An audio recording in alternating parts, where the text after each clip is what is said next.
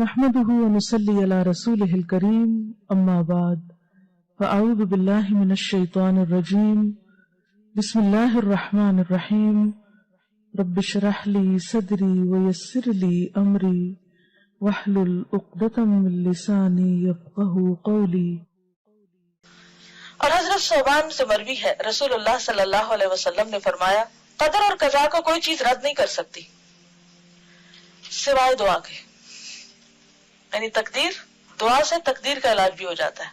اور کوئی چیز عمر کو نہیں بڑھا سکتی سوائے نیکی کے، نیکی سے عمر بڑھتی ہے دو طرح، ایک تو سال اور مہینے بڑھ سکتے ہیں، اور دوسرے وقت میں برکت، کم عمر میں بھی تھوڑے وقت میں بھی بہت کچھ آپ کر جاتے ہیں جو دوسرے لمبی لمبی زندگی پاکے بھی نہیں کر پاتے، کیونکہ ایک نیکی دوسری نیکی کا دروازہ کھولتی جاتی ہے۔ آدمی گناہوں کی وجہ سے رزق اور روزی سے محروم ہو جاتا ہے، اور رزق اور روزی میں اضافے کا نسخہ کیا ہے؟ کون سی دعا ہے خاص طور پر؟ استغفار۔ سورۃ نوح میں آتا ہے نا فَقُلْتُ اسْتَغْفِرُوا رَبَّكُمْ إِنَّهُ كَانَ غَفَّارًا يُرْسِلِ السَّمَاءَ عَلَيْكُمْ مِدْرَارًا۔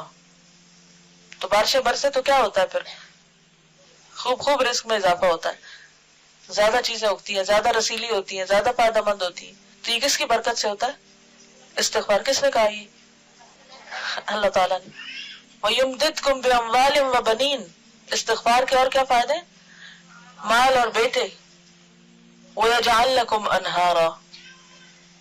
نہریں اور دریا بہنے لگتے ہیں، آسمان کی بارش آتی ہے اور اس کے بعد زمین پر پانی کی فراوانی ہو جاتی، اور اگر بارش نہ بھی آئے تو زمین پر بھی پانی ہوتا ہے، یعنی رزق میں کمی نہیں آتی پھر۔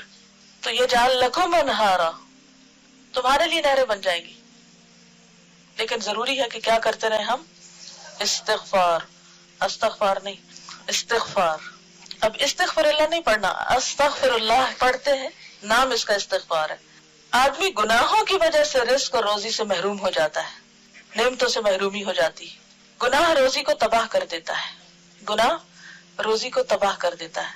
لیکن ہم میں سے کتنے ہیں جو اعتراف کریں کہ ہم گناہ گار ہیں؟ لوگوں کے سامنے دہراتے رہتے ہیں، اللہ کے سامنے کم ہی اعتراف کرتے ہیں۔